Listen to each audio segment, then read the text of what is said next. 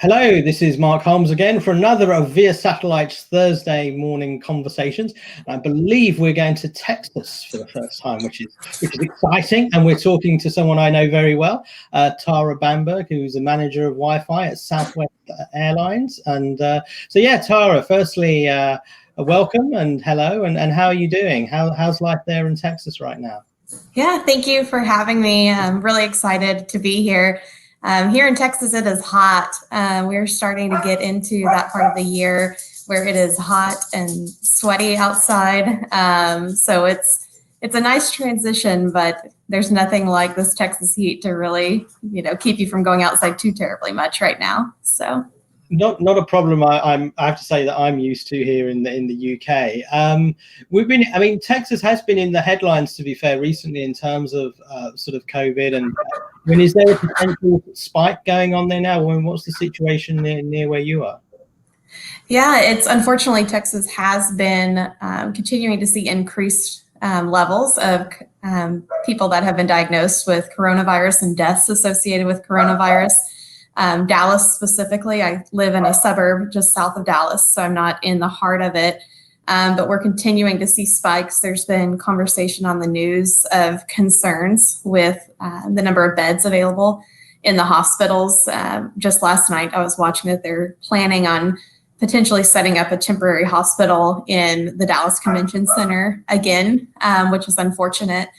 It's a really interesting time. There's been a lot going on of the jokes of go big or go home, and now we're all going home, even more so. So trying to flatten the curve and make sure that we're not contributing to the ongoing increase that's going on. Okay, well, we'll see. We've been seeing that situation, and hope, like everywhere else, it gets better over the next few weeks and months.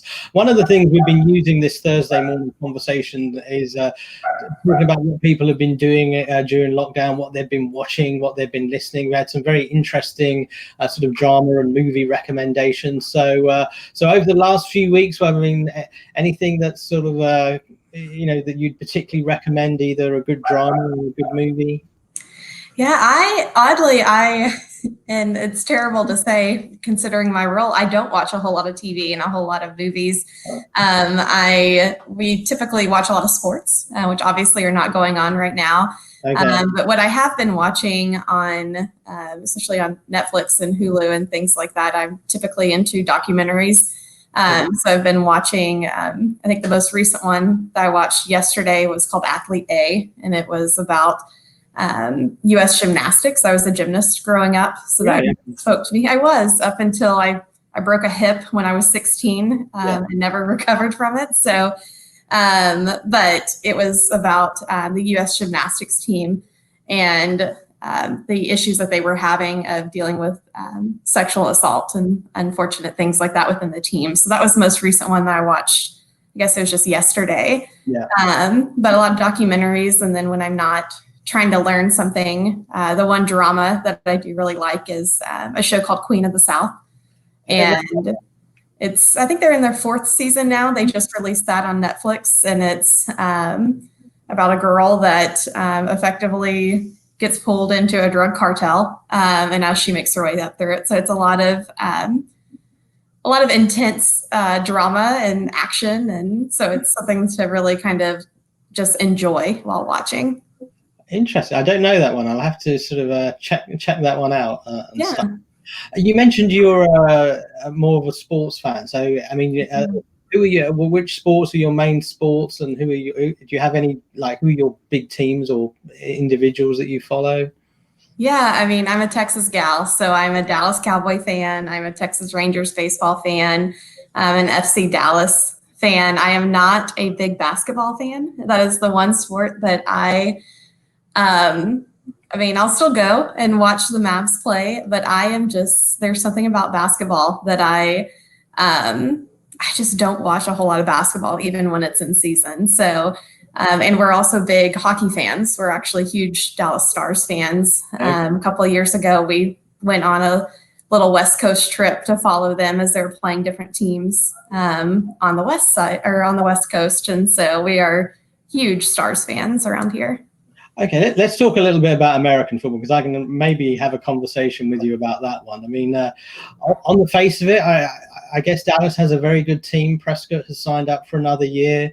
CD Lamb in the draft, good offense, good defense. It always seems like this is going to be the year for Dallas, and it never quite happens. I mean, what's your sort of take on it? You're right. It always does feel like it's going to be the year. And we get so close and then somehow we just fall apart. I think Prescott is just, he's just exceptional and is such a huge leader for the team. And I think he'll continue to hold that weight within the team. Obviously with the coaching changes that we've got coming into the season that started at the beginning of last year and coming into this one, it'll be interesting to see how the team adjusts to that. A different coaching style and different personnel obviously contribute to something like that. And so I'm always optimistic about it, but I think this could be one of those years of really trying to get a feel for the team and maybe set us up for a lot of success next year. Well, I'm a Denver Broncos fan, and we've had a rough 2 or 3 years since our Super Bowl victory. So a little bit more optimistic this year. I hope we've got a quarterback that can actually, win us a few games. We haven't had one of those in a few years, and I don't know if I'm not sure which division we play, but definitely look forward to the next Denver Dallas game and throw some shade, and hopefully I remember the last time we played Dallas, which is really bad, but I do enjoy it myself, and obviously we hope the season goes ahead, and some very good matchups, and grudgingly I think Dallas will definitely be up there and should be with the roster they have competing. Right. I mean, it's a star-studded roster of players. So you would think if they get good coaching, they could be representing the NFC again. So right. We'll keep our fingers crossed around here. So, but let's talk a little bit about music as well, because one of the fun things about doing these conversations is finding out what people have been listening to during lockdown. Some have been listening to music workouts or just casual. What sort of music, Tara, do you enjoy listening to? Favorite bands, favorite artists? Yeah, I have probably like a lot of people. It's a pretty eclectic mix. Sometimes I will just turn on. I have iHeart Radio as my streaming music service provider, and sometimes the mix is very odd as far as what they offer up to me. But my all-time favorite band is it's a group called Lucero. They're a Memphis-based Southern rock kind of band, a little grungy in there. I've followed them since I was probably 15. We've already got tickets for their next show in Nashville in February. So that's what we're doing for Valentine's Day. They're have always been a go-to band for me. And so there's a lot of nostalgia that's associated with it, because they haven't, it's been about a year or two since they've put out new music. Beyond that, also being in Texas, I listen to a lot of country, which is probably not a big surprise. So a lot of Casey Musgraves, things like that, to just try to mellow out my mood a little bit. So it's kind of an eclectic mix of Southern rock, country, alternative rock. I did this morning we got a Peloton at the beginning of the year. So this morning did a Broadway ride. I'm not normally a big fan of, I don't listen to a lot of Broadway music, but did that ride this morning. So, just kind of a hodgepodge of everything. So, you mentioned, was it Lucero? Actually, a band I have to say I've never heard of, which is unusual, because I do listen to a lot of different music. They're fantastic. I will check them out. I will definitely check them out. Aside from them, are there any concerts when you look back on, I think, wow, that was just one of the best gigs I ever went to, or in terms of a live experience, who you've seen? Yeah. I've seen a lot of their shows, so that has definitely been a lot of it. We did a couple of years ago, a big group of us went to, I almost feel silly saying this and the fact that it's recorded, but we went to a Justin Timberlake concert a couple of years ago as a girls trip. And there's something about just that interaction with people and getting to do it with your friends. And it was in Vegas, and it was just a lot of the entire experience made it so fun. Yeah. Probably on the opposite side of it's been a couple of years, there's a local band called Katsuk that does, they're very indie. They did a concert in the back of a store, like in the stock room. There was probably 20 of us back there, and it was just so intimate and unique, which made that really special. And then just last year, we got to see Louis Capaldi in a small venue here in Dallas, the Granada. And that was just such a fun experience because, you know, at that point, he was still becoming big here in the States, was already big over in Europe. And so it was kind of fun to get to experience him in that type of setting when so many people didn't have the opportunity to. It's so great when you see that artist who's on the way up and they've still booked that small venue.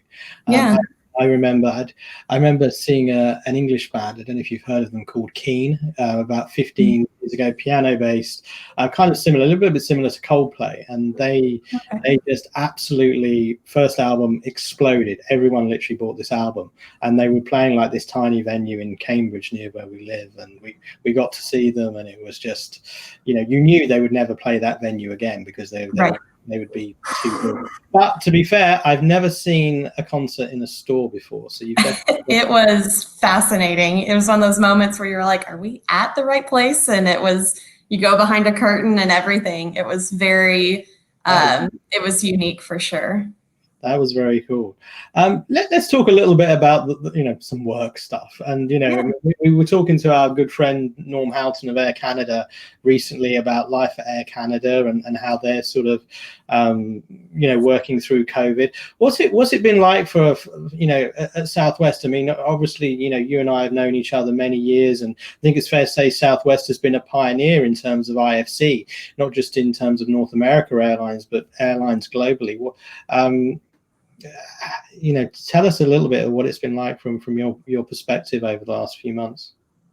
I mean, it's definitely been interesting. I don't think anyone would say different in this space, no matter if they're an airline, a service provider, a satellite operator. No one could have prepared for what we're going through currently. I think the thing that it's, at least within Southwest, it continues, though. It's definitely important for customers that are choosing to fly with us that they have the ability to stay connected to what matters most. That's been one of our tenets for years just within Southwest. And so we're able to support that from an in-flight connectivity standpoint. But I think it's also bringing that level to our customers of ultimately safety and security is the primary thing. And now that's inclusive of cleanliness. And so utilizing the portal, for example, to be able to continue to educate our customers on what we're doing in flight. We've launched the Southwest Promise, which is our commitment to customers of cleanliness while they're on the plane, the different measures we're taking each night, the different measures we're taking between each flight. And so utilizing that portal as an opportunity to just continue to ease customers, reminding them that we are not seating anyone in the middle seats. We're topping off how many bookings we can take on each flight so that customers are able to have at least one seat between them and the next customer, unless they're flying together. They can obviously sit together if they are. But we've really seen an interesting move of utilizing in-flight connectivity as a whole as another way just to continue to drive that message for folks so that they know that when they're flying with us, that they should feel safe. I mean, it's interesting because we had our GCA cabin chats last week, and health and safety actually came up a lot more than I was expecting. And I was expecting it to come up quite a lot anyway, but it seemed to sort of be an undercurrent almost of every conversation we had. Is in some ways, do you think the connectivity piece going to be more important than ever now? I mean, just from communicating with customers, regaining their confidence, because obviously a lot of people are going to be nervous, not just getting on a plane, but just going to an airport, being in an airport for a couple of hours and then stepping onto a plane. And how is it really going to change the way Southwest uses connectivity now? I think it definitely opens up a lot of opportunities of things that we were previously looking at in a lot of ways of, with us not having seat back screens, for example, we don't have a whole lot of self-service opportunities in the plane. And there's still, even outside of the aircraft, there's a lot of self-service opportunities, to your point, within the airport. And so I think a lot of things that were ideas that had been looked at over the past couple of years, given this current environment and what happens after this when we're no longer blocking that middle seat from being sat in. I shouldn't say blocking, because it's not like there's a tape over it or anything like that, but preventing it from being sold effectively. What does that look like? What do the interactions between customers and flight attendants look like? And so I think there's a lot to come from a self-service piece of it, from a continuing to drive that comfort level for folks. It actually, oddly enough, I was talking to, we're still doing some testing. We are still doing some in-flight testing as we're looking at some things that were already close to being executed from a project standpoint that we're looking to finish out. I think it was summed up really well last night by one of my counterparts over at Global Eagle when he said that flying is just really surreal right now. It's very different. I'm actually flying today to do testing, but I flew as recently as Monday. And it is interesting of just, you're in a totally different, almost like heightened level of awareness when you're in flight now. And so some people respond to that differently, and they are looking to connectivity, to your point, to being able to stay connected with their friends and family back home. And in a lot of cases, they're looking to our entertainment to be able to really zone out and not think too much about it and utilize that time just to catch up on a movie that they've been wanting to watch and things like that. So I think it's going to continue to be a moving target. What we're doing now is probably going to be very different than what we're doing 6 months from now, just as more and more folks get on board and continuing then to see and follow the trends, especially here in the United States. Has there been any sort of scaling back in terms of, I mean, obviously, airlines have been grounded and clearly sort of cash constrained while we're in this period. Has it sort of impacted any of the sort of IFC projects that you've been involved with? I mean, it's fair to say that a lot of the projects that we really were looking to implement here in the latter half of the year have effectively come to a halt as we're looking at all those ways to preserve cash, because cash is king right now. Yeah. And when really looking at the broader picture, and I've always been a big advocate that while IFE and IFC is important, there's so many other things too in the broader aviation space. So we're looking at things of, spending money on sanitizing solutions and on providing masks. And there's so many things that are crucial now that we weren't prepared for because we never would have had to be prepared for it. At the beginning of the year, we weren't anticipating a pandemic like this. And so definitely a lot of the projects that we had planned, really all the projects we had planned for the latter half of the year have halted. Yeah. As we continue to really refocus efforts on preserving cash and only really spending cash where we definitely need to be able to do it or invest those money.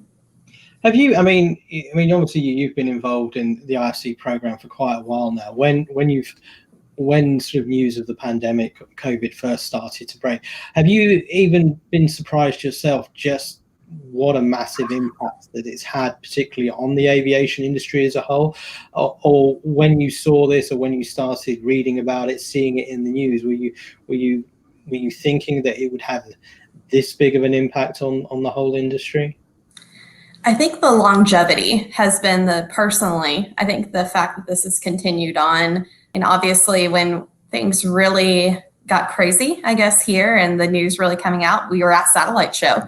And so I remember sitting in one of those chairs up by that front coffee shop and having a call with the team back at the office. And there's just that chaos in that moment of like, I'm in DC and don't really know what's going on at the office, and trying to get back to be able to be with the team and figure out what was next. And we went home that following Monday Southwest employees did. We're told to work from home. If we had, I mean, obviously our dispatch and folks that are critical to the operations that need to physically be in the office are in office, but those of us that could do our job to go home, and we would kind of do it a day by day, or a week by week. And just the longevity of the fact that we've now been home. I mean, we're in July? We've been home since the middle of March, and that's a reflection of a lot of things. But the fact that not only have the United States not been able to really control the virus, but the fact that we're seeing increases in a lot of areas, I certainly did not predict that would be the case, that here come July, we would still be the same heightened level of concern. And how that impacts aviation. I mean, customers understandably are not flying right now. There's just yesterday, I talked to my brother who lives in Reno. He was planning on flying in this weekend and called last night and was like, honestly, I just don't feel comfortable flying right now. I don't feel comfortable coming, and not even just the act of flying, but coming to Dallas, for example, because we're continuing to have an increase in cases. And not that Reno is necessarily completely under control either, but they at least know their situation there and they know who they're interacting with, and it opens up a totally different way here. So I think that's a similar perspective to a lot of people. And I mean, I've seen in my position lots of predictions in terms of when people feel aviation will bounce back. And I think we had a question on the panel at Cabin Chat last week, and there was a bit of a debate about sort of 2022, 2023 or beyond. When do you sort of see the, I mean, you talked about the longevity in your previous answer. When do you sort of see when do you see it bouncing back? I wish I had a crystal ball. I mean, honestly, I couldn't even fathom what that looks like, because I think that even once the United States gets, because primarily our traffic is within the US, so that's really where I focus my thoughts on it.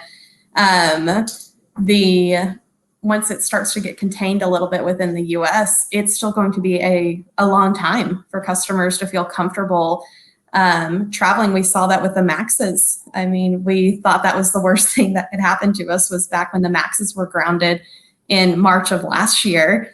And so all the research that we did then of the comfort level that customers would have when those come back into service, and they still haven't. So you wouldn't have been able to see how customers responded to that. And I think it's going to be the same thing with coronavirus. Of even as the numbers start to level off, I anticipate that I personally anticipate there's definitely going to be a group of folks that want to go somewhere, that want to travel. And we see that even now, of folks traveling to primarily outdoor destinations like Phoenix and Denver and Florida, like places where they can be outside and socially distance and physically distance from other people. But I think a lot of the metropolitan areas are going to continue to be impacted for a much longer time. I don't think we're going to see an across the board lift. I think it's going to vary destination by destination. And just sort of final point, just to go back to the connectivity piece, because this is obviously where we're really interested in. The way that an airline uses connectivity in, say, 2021, 2022 is going to be completely different to how we were talking about it in 2019 and early 2020.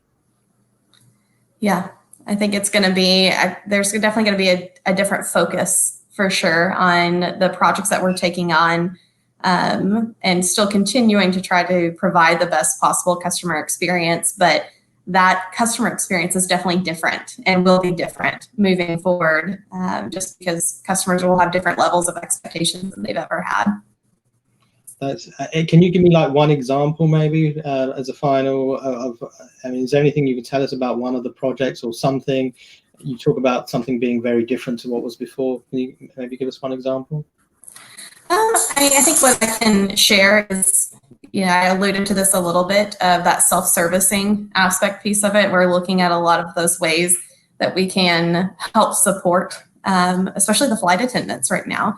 There is they are tasked with a much harder job than I am. I mean, honestly, I get to work from the comfort of my home. I don't have anyone that I have to convince to keep their mask on. I don't have anyone that's around me that is genuinely concerned about their health and well-being at the moment. And so, our flight attendants are currently, and the folks in the airport, everyone that's on the front line is truly under immense pressure right now. And so when I think about my role and how we can better support those flight attendants to being able to proactively give customers information so that they don't have customers that are, ringing the call button to talk with them, and finding those ways of, we're a high touch cabin. Our flight attendants in normal circumstances are going through taking drink orders, taking drink payments, delivering the drinks. There's opportunity obviously there to try to help make that process a little bit easier. So we're evaluating a lot of those options so to take some of that weight off of the flight attendants. Very interesting.